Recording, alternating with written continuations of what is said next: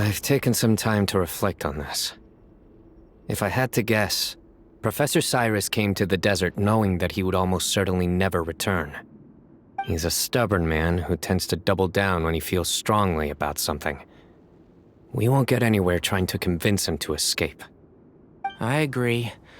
My master Nephis says the same thing. Once Cyrus makes up his mind about something, he won't listen to reason. So that's one thing. A few other things come to mind too. You've heard all you need to hear about the Temple of Silence, so on that, I don't have anything to add. My own memories of this place are hazy though. Probably something to do with the overpowering presence of the Ba fragments. That might explain why I suffered from constant headaches and fevers as a child. I do remember having some fleeting moments of profound emotion when vague images would appear in my mind. But I don't recall much, only bits and pieces. I was still young then, and all I could understand was that there was a strong will inside my mind. Thinking back on it now, I suppose it was Hermanubis' way of trying to encourage me, even if we couldn't communicate. The power that came to inhabit my spirit was probably one of the cornerstones of their whole faith. So if the will and might of Hermanubis is a real, intangible thing, and they are its rightful worshippers, then... You're not gonna give in to their demands, are you?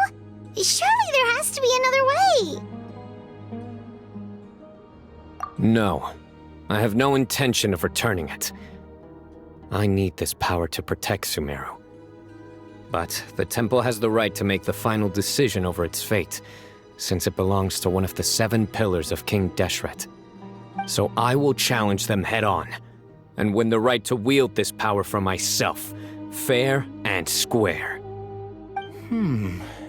This reminds me of something Alhaitham mentioned to me just before we left. He said that the Temple of Silence was originally founded by the ruling elite of the day. Traditionally, such organizations are bound by a strict and ancient code of nobility.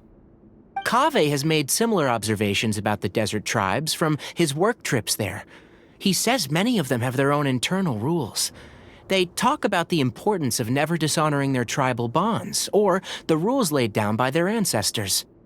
I think we could turn that to our advantage. Go back to them with a proposal of our own. Wow, and just like that, we've turned the tables on them! Looks like we have the same idea. Turn it back on them now while we still can, in terms that they cannot refuse. That's how we win this. Great. And I know just how to start the conversation. Let's go find Sethos.